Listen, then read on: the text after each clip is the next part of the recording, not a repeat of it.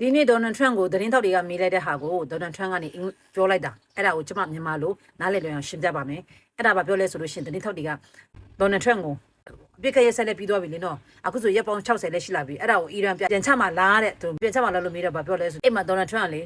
ငါတို့ချက်ချက်မချက်ချက်ငါပါကစ္စတန်တို့ပြန်ပြောရမှာလေနင်တို့ပြောပြရမှာလေတဲ့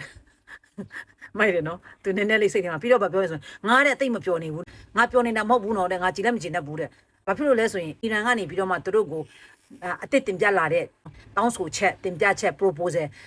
ပြန်လည်းပြင်ဆင်လာတဲ့ proposal ကိုသူဘယ်လိုမှလက်သင့်ခံလို့မရဘူးအဆင်မပြေဘူးအဲ့ဒါနဲ့ငါပြောနေတာမဟုတ်ဘူးတဲ့ငါအီရန်လည်းမကြည်တတ်နေဘူးနော်ပြီးတော့သူကအီရန်ကိုပြန်ချမှာလားတော့အခု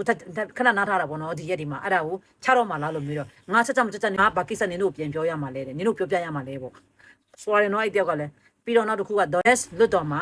US ရဲ့ကာကွယ်ရေးစစ်ဝန်ကြီးအပြန်အလှန်ဆွေးနွေးပြီးတော့မှမေးမြန်းပြီးတော့မှဘဝကတောင်းတာဘတ်ဂျက်တောင်းတာ US နိုင်ငံရဲ့အခြေခံဥပဒေမှာပေါ့နော်ဖွဲ့စည်းပုံမှာပါမှာပေါ့ဖွဲ့စည်းပုံဥပဒေမှာပါတယ်ရက်60ချင်းရက်60ပြည့်ပြီးရတဲ့လွတ်တော်ရဲ့အီရန်ကိုတို့ချနေတာ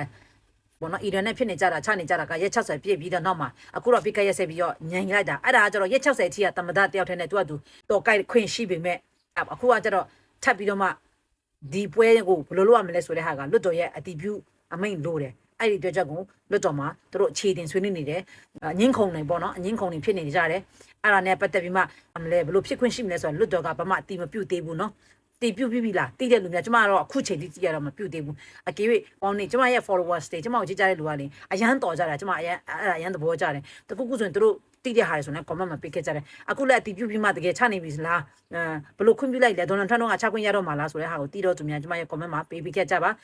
နိုင်ငံတကာသတင်း USA Iran ပြီးတော့ဂျပန်နိုင်ငံရဲ့သတင်းဂျပန်နိုင်ငံကစီမီစီကန်အသစ်တွေထုတ်ပြန်နေတဲ့ဟာလေးတွေနဲ့ပတ်သက်ပြီးကျမဒီအခက်ခင်းနာအကောင့်တွေဝင်ရနေတာဖြစ်တဲ့အတွက်ကြောင့်မလို့စိတ်ဝင်စားတော့သူများအပေါင်းလေးနေပြီးတော့သူများလည်းမြင်စေချင်နေဆိုရင်နေပြီးတော့သူများလည်းမြင်စေချင်နေဆိုရင်